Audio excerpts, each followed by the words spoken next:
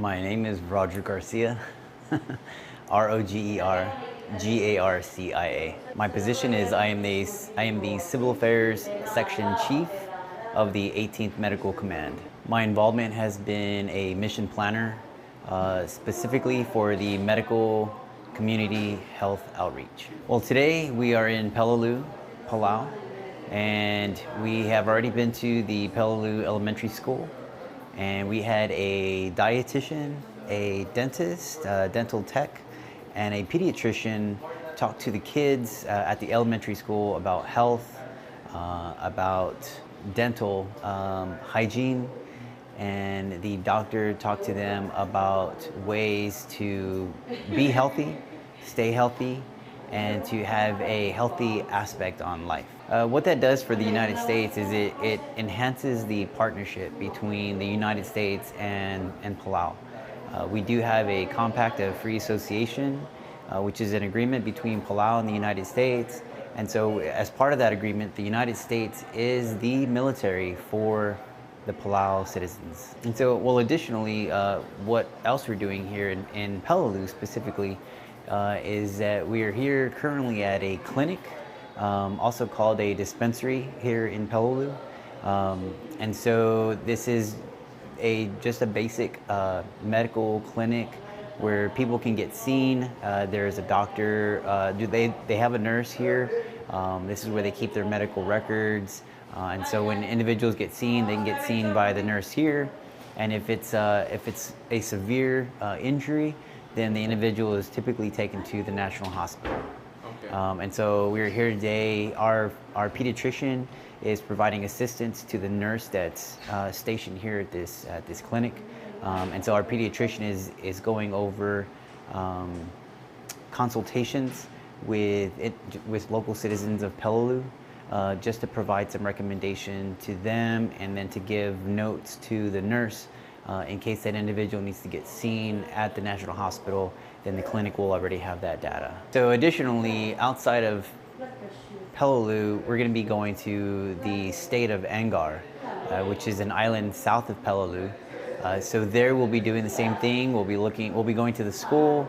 Pediatrician, dietitian, and dentist will be talking to the kids at the elementary school. And then afterwards, we'll be talking to the adults there that are in Angaur. And we also have veterinarians that are in the town or the state of or the city of Angaur. And so there, the vets have partnered with an NGO called Palau Animal Welfare Society. Palau Animal Welfare Society. We're bringing a service to the community that they rarely have access to. The way, I guess this exercise and any other exercise that we have with Peleliu really helps us to identify if they have any gaps within their response system for disaster awareness or disaster relief. Or if there's some kind of response to a natural disaster, how can they react to those disasters? What capabilities do their first responders have? What capabilities do they have, like in a clinic such as this?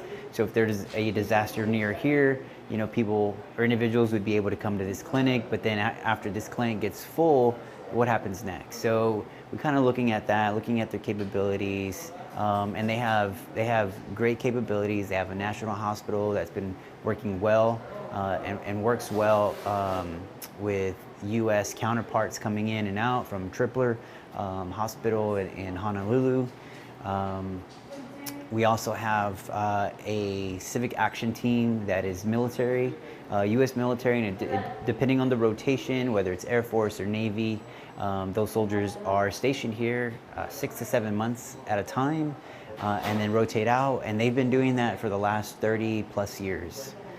So by maintaining those relationships, we can assist them with establishing those capabilities to respond to natural disasters, and we can also help them or partner with them if in terms of being able to react to an emergency or react to an event.